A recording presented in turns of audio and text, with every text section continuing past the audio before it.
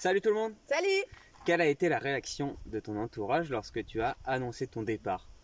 Pratiquement tous les voyageurs à qui nous avons posé la question nous ont répondu que la pilule était dure à avaler. Si tu t'attends à une réaction compliquée de la part de ton entourage, cette vidéo est faite pour toi.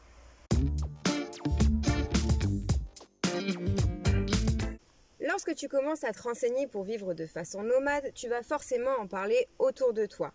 Donc à tes amis, ta famille, tes collègues, etc. Sauf que ces personnes-là n'ont pas forcément le même avis que toi et vont, sans le vouloir, tout faire pour te décourager.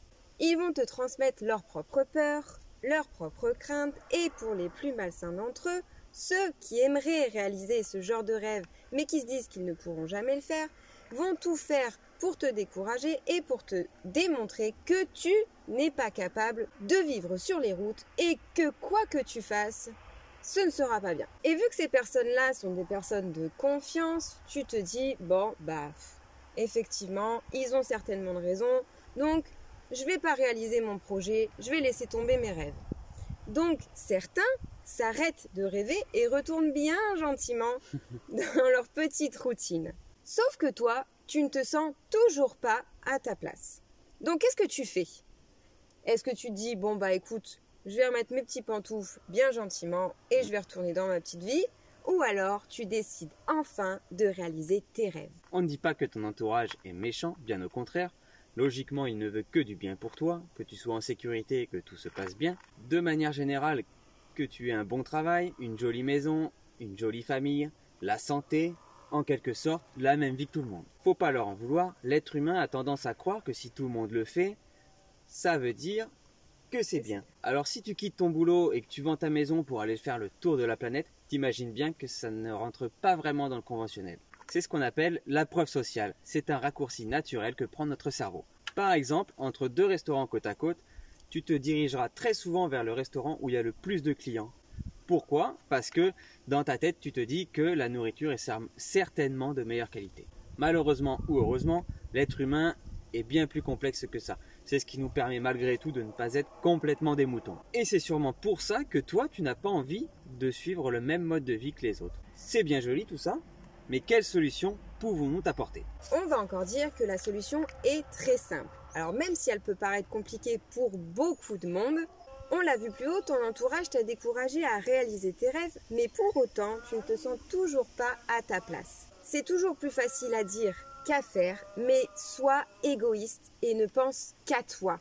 Et oui, c'est ton rêve que tu veux réaliser et pas celui d'un autre.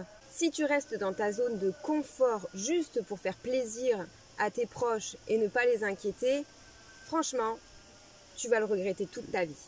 Par contre, tu peux faire en sorte de les rassurer un maximum en maîtrisant ton sujet sur le bout des doigts. Si tu inverses la situation et que tu imagines par exemple que t'es ton frère, ta sœur, un ami proche, etc. qui te disent et qui te balancent comme ça, moi je m'en vais, je quitte tout, je vends tout et puis je faire le tour du monde. Tu vas lui dire mais quoi? Pourquoi? Et comment? Et il va te répondre je sais pas, je verrai sur le moment, je vais me débrouiller. Avoue que c'est typiquement le genre de réaction d'une personne qui est complètement perdue et qui ne sait plus du tout quoi faire. Pour éviter de passer pour un fou ou une personne complètement déprimée, c'est comme tout, il faut que ton projet soit bien préparé. Rassure-toi, tu n'as pas besoin de faire un business plan ou de tout organiser comme à l'armée du salut.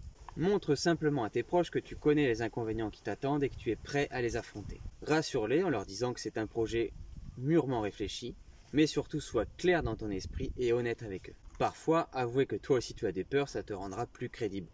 Tu veux plus vivre comme tout le monde, mais tu restes un être humain. On pourrait te donner plein d'arguments pour convaincre ton entourage de respecter ton choix, mais finalement la question n'est pas là. Le jour où tu seras vraiment prêt à partir, tout le monde sera là pour faire ta fameuse grande fête de départ et avec le sourire en plus. Finalement, le problème que tu as avec ton entourage ne vient pas forcément des autres. Certes, il y a des gens plus têtus que d'autres, des familles plus compliquées que les autres.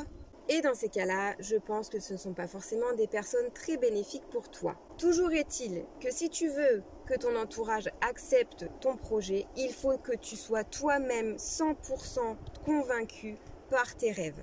Et dans cette situation, tu te sentiras libéré d'un poids énorme et tu pourras enfin profiter pleinement de ton aventure. Si jamais tu as des questions, des inquiétudes, je te conseille de regarder notre playlist Vie nomade conseils et astuces. Et si jamais tu ne trouves pas tes réponses, n'hésite pas à nous laisser un commentaire, on sera ravis d'y répondre ou même de faire une vidéo sur le sujet. En attendant, merci d'avoir regardé cette vidéo jusqu'au bout. À bientôt dans une prochaine vidéo et surtout n'oublie pas, c'est toi le maître de ton destin. Ciao!